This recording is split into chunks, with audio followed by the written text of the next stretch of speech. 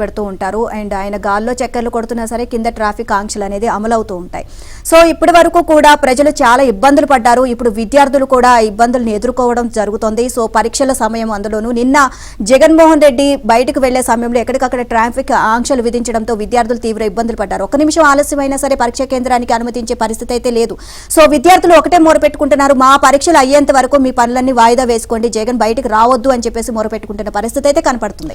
చూస్తే సీఎం జగన్మోహన్ రెడ్డి తాడేపల్లి నివాసాన్ని వదిలి బయటకు వస్తున్నారంటే ట్రాఫిక్ ఆంక్షలతో ప్రజలు అల్లాడిపోవడం సర్వసాధారణం. అయితే ఇది పరీక్షల సీజన్. ఏడాది పొడవునా విద్యార్థులు కష్టపడి చదివేది ఈ పరీక్షల కోసమే. ఆ సమయంలో ఎదురయ్యే ఎలాంటి ఇబ్బందులైనా వారి భవిష్యత్తును తలకిందులు చేస్తాయి. ఇప్పుడు రాష్ట్రంలో ఇంటర్ 10వ తరగతి విద్యార్థుల పరిస్థితి అలానే ఉంది.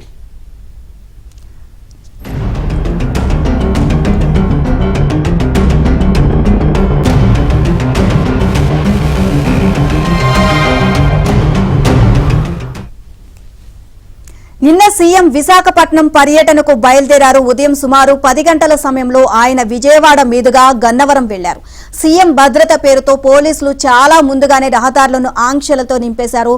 దీంతో ఇంటర్ పరీక్షలకు వెళ్తున్న విద్యార్థులు తీవ్ర ఇబ్బందులకు గురయ్యారు.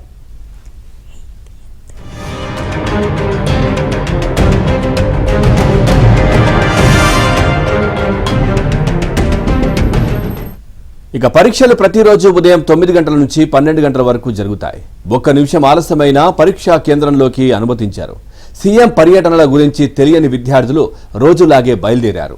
సీఎం పర్యటన ఆంక్షల నేపథ్యంలో పరీక్షా కేంద్రానికి చేరుకోవడానికి చాలా ఇబ్బంది పడ్డారు.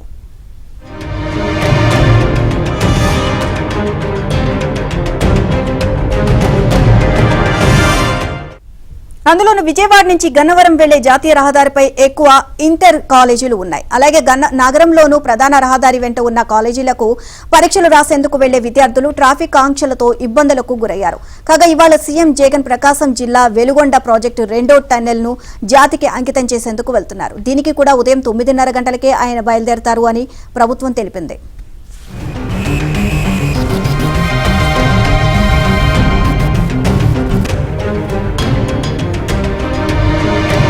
సమీపిస్తున్న వేళ తాడేపల్లి ప్యాలెస్ లోనే ఉండలేని పరిస్థితి. ఏదో ఒక ఆ ప్రాజెక్ట్ పేరు పథకం పేరు చెప్పుకొని ఊరూరా తిరుగుతూ ఆ ఎన్నికల్లో ఏ విధంగా లబ్ధి పొందేందుకే తాపత్రయపడతా ఉన్నట్టు కూడా మనకు కనిపిస్తా ఉంది. అయితే ప్రస్తుతం పక్కన ఇంటర్ పరీక్షలు ప్రారంభమయ్యాయి. రేపు 10వ తరగతి పరీక్షలు ప్రారంభమవుతున్న నేపథ్యంలో ఈ ముఖ్యమంత్రి వరుస పర్యటనలతో ప్రజలు బెంబేరెత్తున్నారు.